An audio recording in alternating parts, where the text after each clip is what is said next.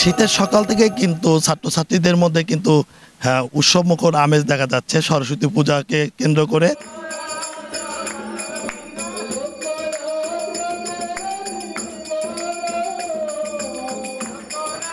আমি এখন দাঁড়িয়ে আছি সিরাজগঞ্জ সরকারি কলেজ মাঠে। এখানে কিন্তু কলেজ প্রশাসনের উদ্যোগে কিন্তু সরস্বতী পূজা হচ্ছে।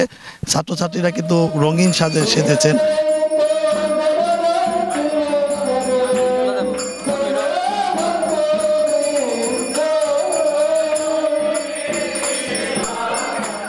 আজকে সরস্বতী পূজা প্রতি বছরের ন্যায় এবারও সিরাজগঞ্জ সরকারি কলেজে সরস্বতী পূজা অনুষ্ঠিত হয়েছে। মায়ের কাছে এটাই প্রার্থনা, মা যাতে দেশ ও জাতির মঙ্গল করে। এটাই সিরাজগঞ্জ সরকারি কলেজই এই সরস্বতী পূজাটা পুরো সিরাজগঞ্জকে লিড করে থাকে। বিগত 2 বছর আগে আমার পড়াশোনা শেষ হয়েছে, কিন্তু আসলে মনের টানে প্রাণের টানে সিরাজগঞ্জ সরকারি কলেজের টানে আসলে মায়ের টানে এখানে বারবার আসা হয় আর কি। দুটো মিলেই আমার ছাত্রছাত্রীরা খুব আনন্দের সাথে সমন্বয়ের সাথে এই পূজাটা করে।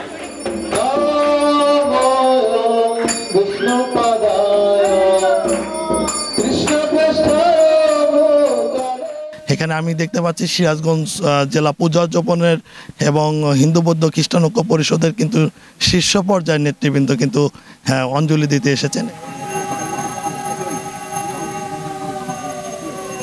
মায়ের আরাধনা করলে, মায়ের পূজা দিলে, মায়ের কাছে অঞ্জলি দিলে, মায়ের কাছে প্রার্থনা করলে আমাদের বিদ্যা শিক্ষা আমরা ভালোভাবে লাভ করতে পারবো এবং উচ্চশিক্ষায় আমরা শিক্ষিত হব এবং মা আমাদের জ্ঞান বুদ্ধি দিবেন, যা দিয়ে আমরা এই সমাজ এবং রাষ্ট্রকে পরিচালনা করতে পারবো।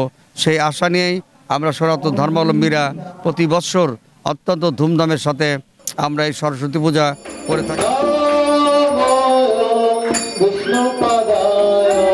এখানে আমাদের ছাত্রছাত্রীরা বলেছেন যে আমরা প্রতি বছরের ন্যায় কিন্তু সিরাজগঞ্জ সরকারি কলেজে উৎসবমুখর আমেজ সরস্বতী পূজা করে থাকি। সাম্মি আহমেদ আজমির, সিরাজগঞ্জ টাইমস।